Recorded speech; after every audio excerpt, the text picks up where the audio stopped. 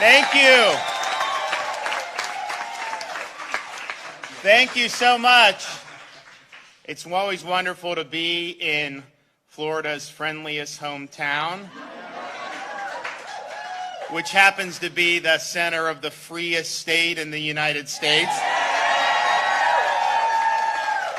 We've got a lot of great folks here, and I want to thank Keisha King for the introduction. We have a number of people in my administration, Simone Marsteller, our Secretary for the Agency of Healthcare Administration. We have our Commissioner of Education, Richard Corcoran. We also have legislators, Senator Baxley, Representatives Ngolia, Trunow, and Representative Randy Fine. We have Christopher Rufo, who's the leading opponent of CRT from the Manhattan Institute. We have Dr. Matt Spalding, professor in constitutional government in Hillsdale College. And then we have Lele, did I say that right? Lolly. Yeah, we have Lolly Jimenez Hincapi, who's a mother, who's going to talk about her views in terms of education. Then we have Lakeisha Howell, who's also a mother from Sarasota County, and she's going to come up and say a few things. And education really is so very important. And I think it's important that in Florida we continue to do a lot of the good things that we have done. Education Week, the latest rankings rank Florida number 3 for K through 12 achievement in the whole country. And that wasn't true when I was growing up here, I'll tell you that. And so we have, and we'll talk a little bit about some of the things we don't want to see in our schools and in our society, but I think it's important to say, what are we doing positively in terms of what we want to be in our schools? And I think we've done more than any other state to place a renewed emphasis on American civics and teaching kids about the Constitution and what it means to be an American. And we've been able to get requirements back into the high schools, which is very important. We have the ability, and we'll be doing exams when people leave school, which will be like a citizenship exam that naturalized immigrants have to take. Because at the end of the day, everybody that comes through our school system, some will go into a variety of different fields, but everyone's going to be an American citizen, and they're going to have duties and responsibilities, and they need to understand what that means, and they need to understand the principles that our country was founded upon. We also have been able to help teachers.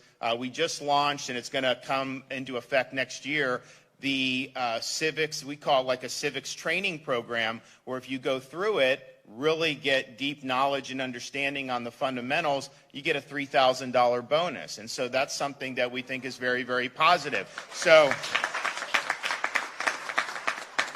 we want all our students to understand, why was our country founded? What were some of the key ideas that made us different? I mean, for example, our founding fathers said that we are endowed by our Creator with unalienable rights. The rights do not come from government.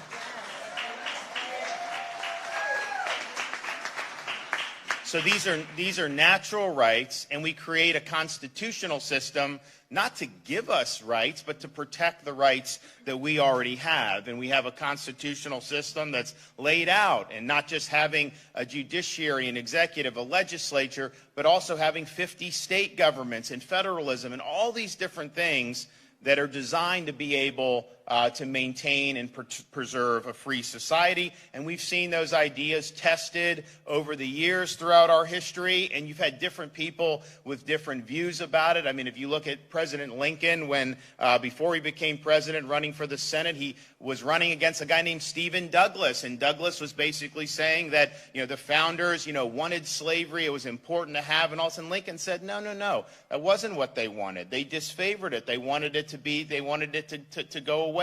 They created the Declaration of Independence to say everybody had rights. And so Lincoln prevailed ultimately in that debate once he became elected president. And then you look at what people in our country have done, defeating Nazism in World War II, when the world really hung in the balance. And that was America that did it. And they did it because they believed in having a free society. You think about what MLK stood for. He said he didn't want people judged on the color of their skin, but on the content of their character. You listen to some of these people nowadays, they don't talk about that.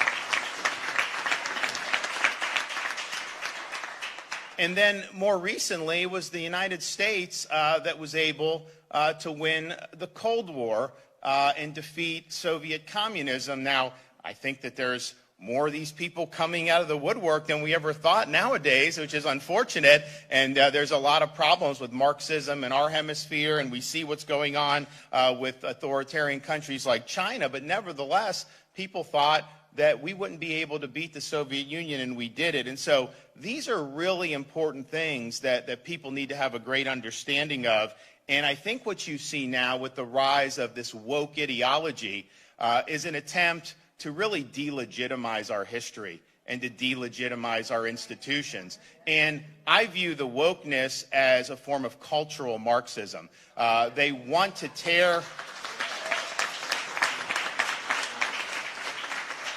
They want to just, it's not just, people will say, oh, they're leftists or socialists. It's not just like taxes and all that. Yeah, they do want that, and that's not good.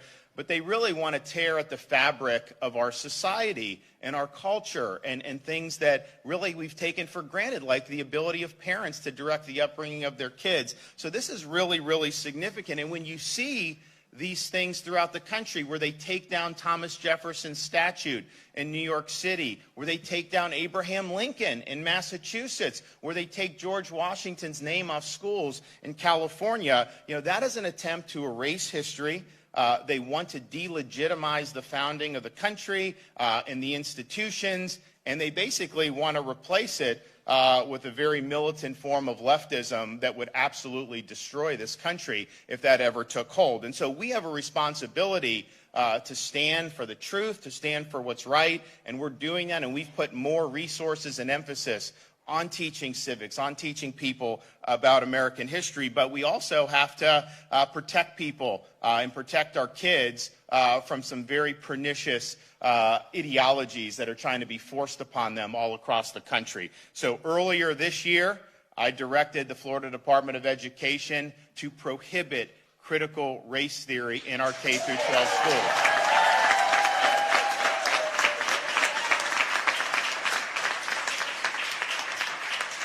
And you'll hear these people. They made it. It was a big deal in Virginia. These counties, parents were really upset, and a lot of the media would be like, "Oh, it's not happening. It's not happening," and they would basically act like this is all just made up. Well, let me show you some of the things that have been done throughout our country just in the last couple years. The Arizona Department of Education created a quote equity toolkit, claiming that babies show the first sign of racism at 3 months old, and that white children become full racists, quote, strongly biased in favor of whiteness by age 5.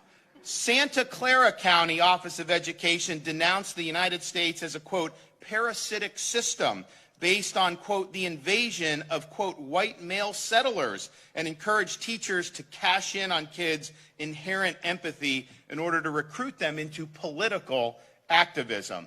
And a Philadelphia elementary school forced 5th graders to celebrate black communism and simulated a black power rally to, quote, free Angela Davis from prison. And at that particular school, 87% of students fail to achieve basic literacy by graduation. And so this is something that you see all across the country, and we have a responsibility in Florida to say we're not going to do it. So we did do that. So it violates Florida standards to scapegoat someone based on their race, to say that they're inherently racist, to say that they're an oppressor or oppressed or any of that. And that's good and that's important. But we also have to realize that we got to do more to make sure that that actually carries the day in the classrooms and in our society. So today we are going to be introducing to the public, and we have legislators who are going to help us with this, a new piece of legislation for the upcoming legislative session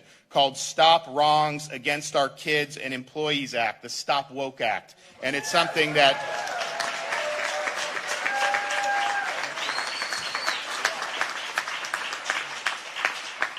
and this will do a number of things that are very important. One, it will put into statute the Department of Education's prohibition on CRT in K through 12 schools. No taxpayer dollars should be used to teach our kids to hate our country or to hate each other.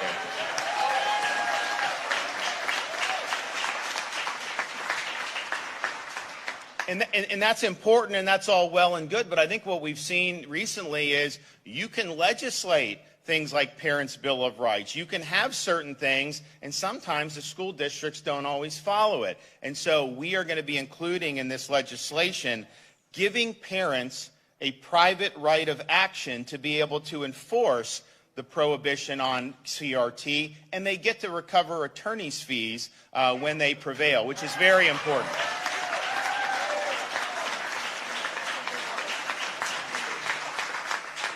And yes, there will be a fortified ability for the State Department of Education to hold people accountable, but honestly, the parents know best what's going on, and they're in the best position to be able to do it. And here's the thing.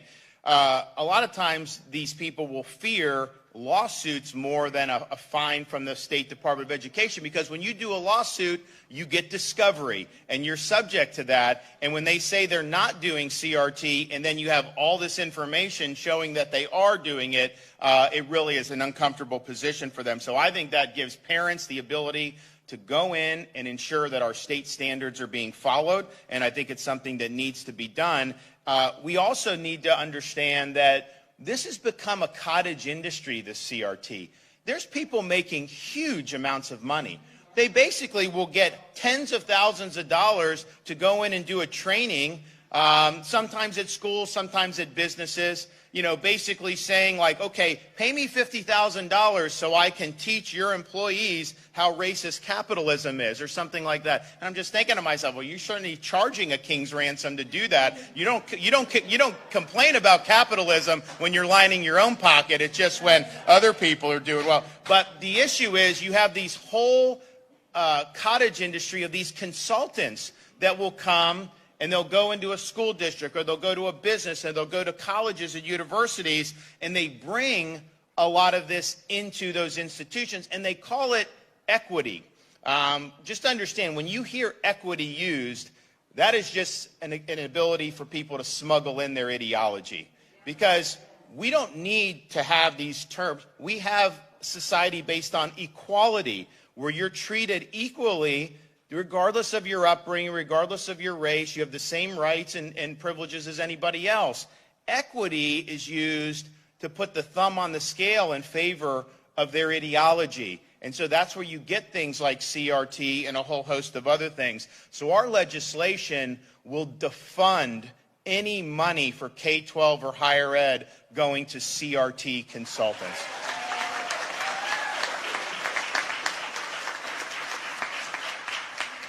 We are also not going to allow the staff or employees or teachers in our education system to be subjected to to that type of training where they're forced to sit there and listen. And they have had this in different parts of the country.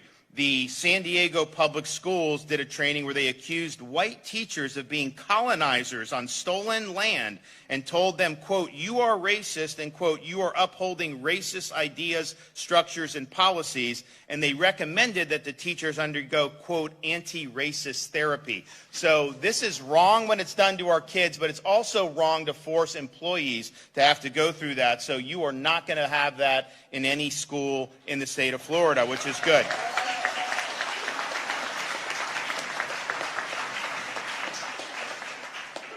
But, you know, it's not just in schools, and I know that's been a big focus, and understandably so, because parents send their kids. I think most parents just want them to be educated on the kind of the basics. I don't think that they're interested in this indoctrination. I know I'm not, and I know most of you are not. And it's important. And it is wrong when you're trying to take a kid who's there to learn basics, and you're putting ideology and you're trying to indoctrinate. But this also goes beyond education, and it goes beyond just schooling. And it really has become something that is being utilized by corporate America to, I think, create hostile work environments for many of their employees. And you look at what some of these big companies have done in recent years. Bank of America has had training teaching that the United States is a system of, quote, white supremacy, and encourages their employees to become woke at work. Verizon has taught employees that America is fundamentally racist, and they've even promoted defunding the police.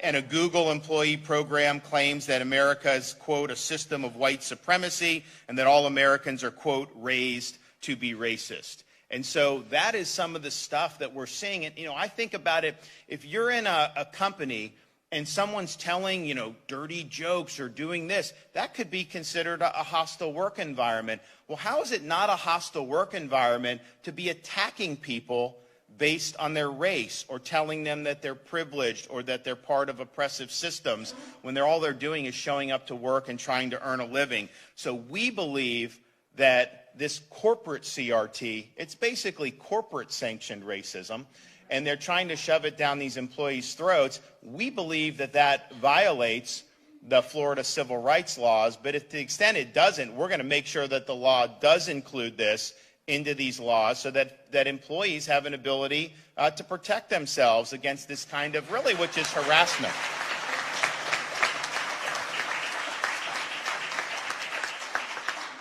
And some of these companies, you just think about like what goes through. A lot of this is virtue signaling. They don't want to be criticized on Twitter or by the mob or something like that. But you had a lot of these companies. Last year when we had the protests and the rioting, they were supporting a lot of these organizations. BLM is a radical organization. They were pouring millions of dollars into it.